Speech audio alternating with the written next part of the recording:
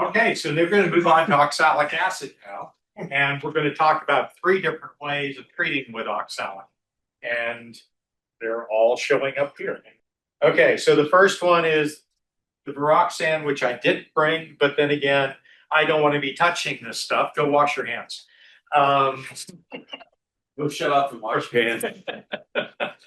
So the cardboard strips that you see sticking out of that package that are in a fan, you would take one of those strips, you'd bend it in half, and you kind of straddle the frame, just like you do with the Apivar, similar to the Apivar, except the Apivar only goes on one, it goes between the two, and the Viroxan goes between 2.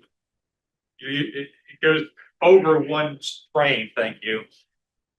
So it goes like this.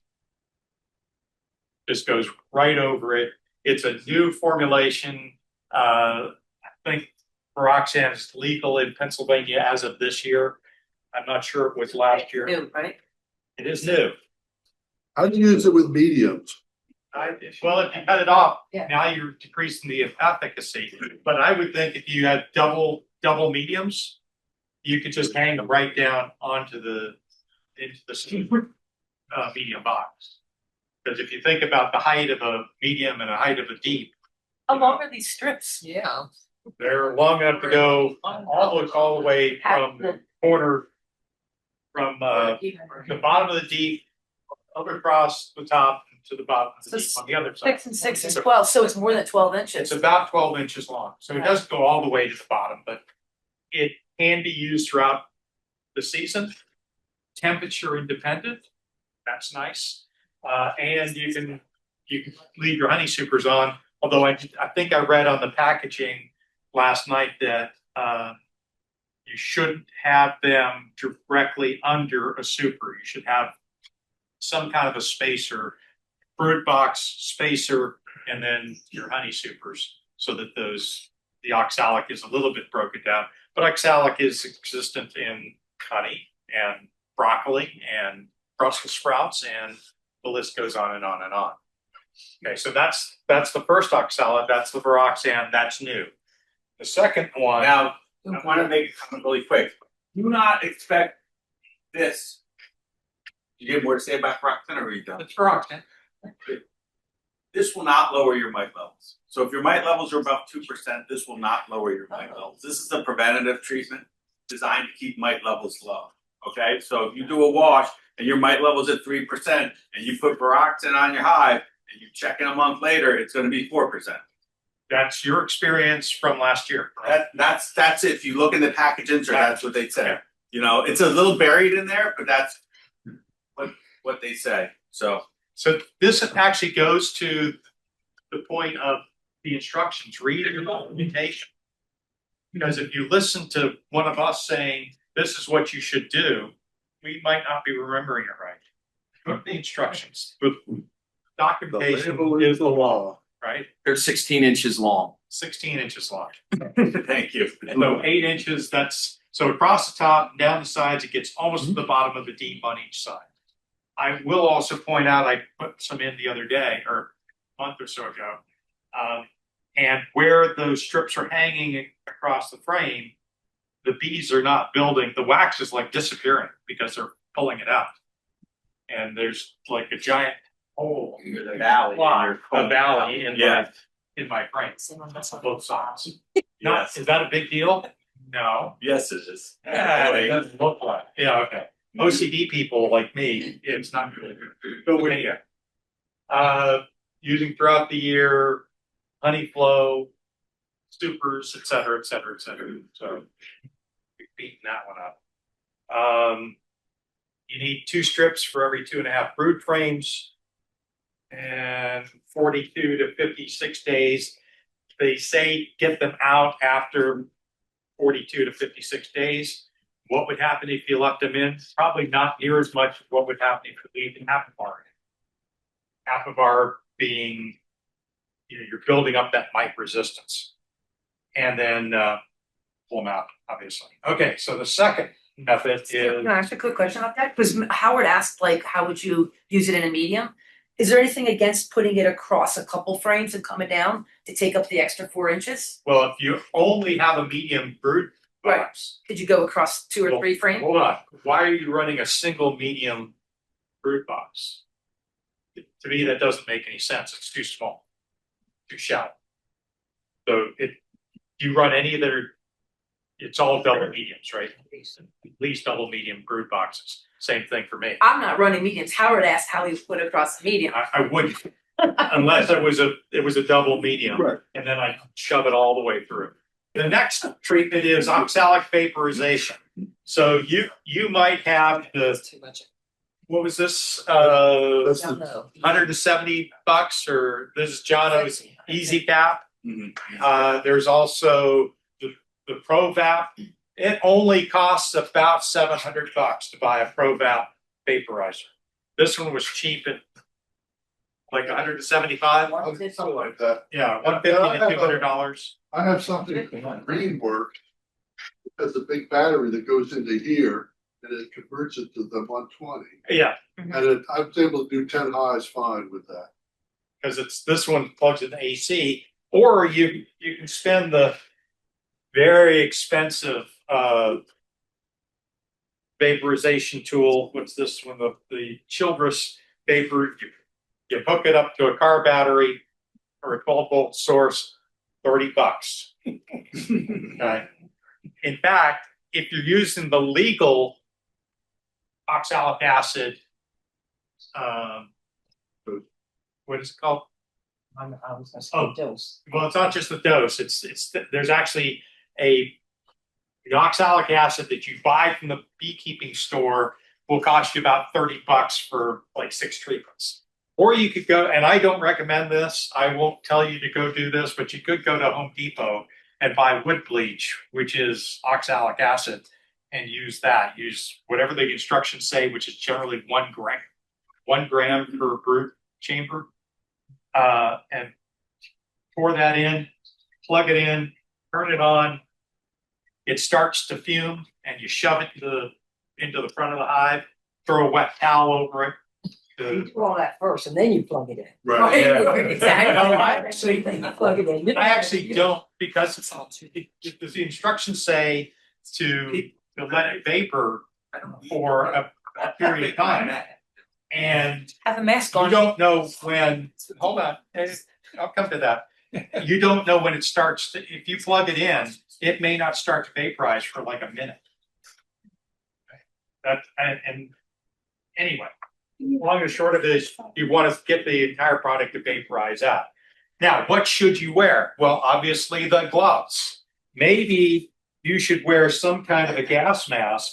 And literally, this is what I wear, my old military gas mask when I use my oxal.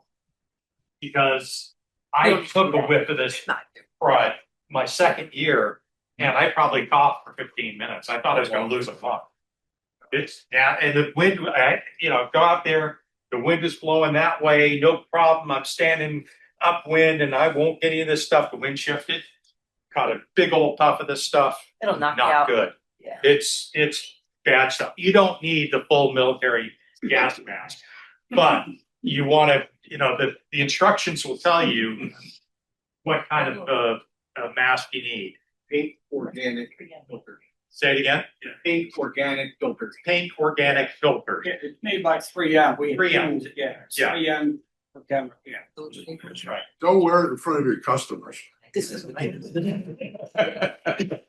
could be a little scary for you. Would you like to buy some money today? So the basic method is, you close all the upper entrances, you restrict the lower, make sure that the bottom, if you've got screen bottom boards, that you put that plastic insert up and in so that there's no air flow through the bottom. You load that sucker up, insert it, throw a damp cloth over it to seal it up. Okay, Carol, yeah, you're right. Turn it on after it's in. Okay, great. No way. So don't listen to me. Read the instructions on your tools. And then it takes a few minutes. Yeah, I pulled it out for 10 and still supplement. A question about the first bullet, it says Yeah. place a barrier between them, what kind of barrier? Place a barrier, oh, if you've got the supers, it could be a sheet of plywood, it could be a piece of plastic Okay, something, garbage bag, anything that's non-permeable. okay, Yeah. yes. And then leave it closed for 10 to 15 minutes. And then here's the interesting part. If you're doing it right now and you got lots of brood, you treat it now. You treat it 4 to 6 days. You treat it in another 4 to 6 days. And then you treat it maybe another 4 to 6 days, but you want to get a 21-day treatment. Because oxalic does not penetrate the cappings, which means as brood emerges, they could be emerging with mites, and those mites are not going to be affected by the oxalic because that was 6 days ago. So you have to treat it every 4 to 6 days to do a true knockdown throughout an entire brood cycle. If you've got to do this 5 or 6 times, why is anybody doing this and not using the up? Like, what is to me this would have to be so much better than the other. So I come in with It's this, cheap and effective. and I go up to the front of the hive, I shove that in. 30 seconds later, yeah, I flop back on it, go to the next one. Flop the wet towel on it, go to the You have an initial investment in the vaporizer, but the oxalic acid is pennies. So you end up. It's like 10 cents a hive, if that. Okay, so there's the answer. There's the answer. As opposed to $5 a strip or So- whatever the. You say 21 days, bees are only under capping for 14 days. Yeah. So, between your treat, you technically only need about 2 weeks worth of treatment. Yeah. If you do your 4 days, 4 divided by 21 is, just a few treatments. And it is, when you talk about, how harsh it is on the bees versus the mites, it's relatively low harshness on the bees don't care. They'll come flying out covered in white powder. They don't care. The mites, however, it is devastating. If you got screen bottom boards and you pull that after 1 day and you got mites, it's like someone just took a pepper shaker. It is devastating on mites. When I treated, that's all I used was oxalic acid, just because it's easy on the bees and the queens and rough on mites. And you could use it with the honey supers on and all that. Legally, yes. Yeah, legally, yes, but Wait, separate them. So wait a minute, we showed the strips, the oxalic acid strips, and it was fine with supers on. What's a different product now? But this is a vaporization where that's a solid compound. It's legal. It's Look at legal. that vaporizer with honey. It's been legal for years. Right. Is now legal. Yeah. Yeah. It's okay. Okay, so Tony, Yeah, normally you drill a hole underneath the screen bottom, not under the screen bottom board, but where the screen bottom board is, you drill it from the back where that nozzle fit, 1/4 inch hole.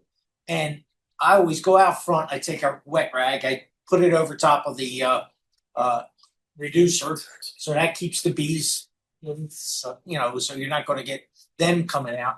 Go around back, you drill a hole, 1/4 inch hole, and I take a golf tee and slide in there when I'm not using that vaporizer, but take the golf tee out, put the nozzle in the back, and you don't have all them bees rushing in your face. True. Because if you're trying to do it from front, they're going to be right all over you. So if you go from behind and drill into that bottom board or screen bottom board or your bottom board, there's usually a gap. Like it's a 1 inch gap. You can be above the screen and shoot that in there much easier. I do it from the top. Yeah. I put a spacer on top of the hive, And and this has, I got holes on either end. I put it in through there from the top down. I find that a lot easier than Oh. doing it from the bottom. definitely you do it from the back of the hive, not the Right. front of the hive. Now, also, I do it at nighttime when I was doing it. Nighttime, all the bees are home, Yeah. so you don't have a lot of flying bees anyway. either early morning or late afternoon, early evening. You do it when it's raining? You can. Sure. Because especially in Tony's method, you can do when it's raining because You don't want them out. You want them inside. you want the them hive. in. And if it's if you're staying at the back of the hive, they might get irritated, but they don't realize it's you. In the back. Stand in the front of the hive, they're gonna know it before you even get close with vaporization wand. Now you walk to the front of the hive and they're going, oh, here he comes again. And they're waiting for you. So then we've got the oxalic dribble. So this is done generally, you can do the dribble anytime as I've learned. I've never done it except in December. That's generally when we do oxalic dribble here. So it's basically dissolving the OA in water, warm water, and then mixing in the sugar to create a 3.2 3.2% solution. You fill up your syringe and you put 5 milliliters per seam right on the, and you can use that syringe. And let me tell you, the first time you use it, you're going 5 milliliters, and I'm gonna go here, and it's like, oh, that was 25. Dang, what? Or I running down the seam, and I got to do it 3 times because I'm putting on. There's also a little device you can buy that gives a measured dose with each trigger pull. 5 milliliters per frame. So it's good stuff. If you're using the hot, you're making hot syrup out of warm water, don't take that directly out to the bees and dump it on them because it's a little shocking. Should be room temperature before you dump, do the dribble. At the same time, I would recommend not leaving it out or leaving it in the fridge and then coming out with 38-degree solution and then spraying this cold stuff on And bees. Yeah. the Better Bee website, they sell equipment and stuff, there's a resource center, and they have an extremely well documented write-up on how to do the sugar, the oxalic acid dribble. They give you the instructions, how to mix it, the temperatures, and then how to apply it. So This is actually this is the shortened version of this is from Better Bee. Yeah, perfect. You should have said that. Open the hive, and you don't have to have your hive. It could be 33s out. You quickly open the 32. Anyway, it's cold. You quickly open it, spray, spray, spray, spray, spray, close, done. You should be in and out of your hive in a minute or 2. You should not be opening your hive and looking around, searching for, no. You open it, you apply, and you close it back up. Practice ahead of time helps. Practice ahead of time helps a lot. Have somebody else open it and you do it and then Yeah, close it. close it, yeah, get in and out. Don't be putzing around. Your doubles, both top and bottom. Yeah, Oh, 'cause it just says per. Yeah, I mean, it's 50 Yeah. mils per hive, so if they're kind of split between the 2 boxes, just kind of put it in the middle of the cluster, right? so it does say 50 mils per seam, but it also says, it doesn't say it here, but it said it's 50 milliliters per hive. Per colony, Okay. 50 milliliters. So if you've got 5 seams or 10 seams of bees, okay, I'm done. That's 5 milliliters per seam. 10 seams, that's 50 milliliters. I'm trying to get them wherever the bees are. I was saying if you have doubles and that's Oh, double. yeah, if you're double deeps, then you've got 20s or Yeah, you got 18 seems to be right, but you can only put 50 milliliters. Right. So Yeah. that was mine.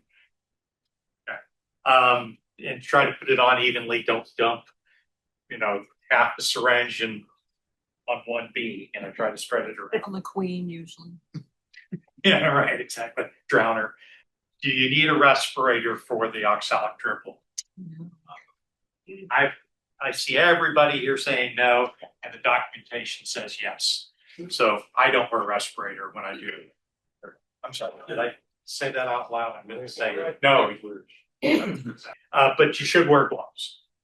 You should wear goggles. You should have baking soda mixed in with the water so that if you do get the acid, and this goes for the thymol, this goes for the formic acid, this goes for the oxalic acid. If you get this acid on your skin, wash it off. Well, if you try to just use, I've got a little bottle of water to wash my hands with, that's probably not enough, but baking soda is a neutralizing. So a little baking soda and water will help neutralize that acid more effectively than a gallon of water. Get the stuff off your skin if you get it on. Should you wear goggles of some kind? Probably, because that stuff can squirt up and hit you in the face. Yeah, I get that. Be ready to go.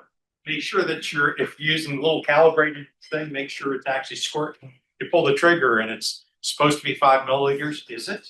No. Is it squirting more than it should or less than it should? Be cognizant. Check the calibration. And then when you're done with it, just don't dump it in the yard.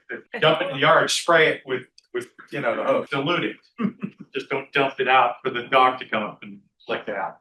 Well, I used to use something called a Morris, which was a propane cylinder that vaporized and sprayed this stuff out.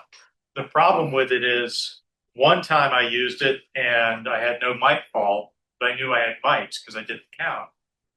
On the next hive over, I damn near killed the hive because it put too much of this steam, hot fluid into the hive. And, I looked in there 4 or 5 days later and I had hundreds of dead bees in the bottom of the hive. I had probably thousands of dead bees. The queen was alive, but it was deadly. And so I've stopped using that particular one. And in fact, they stopped selling it. So there you go.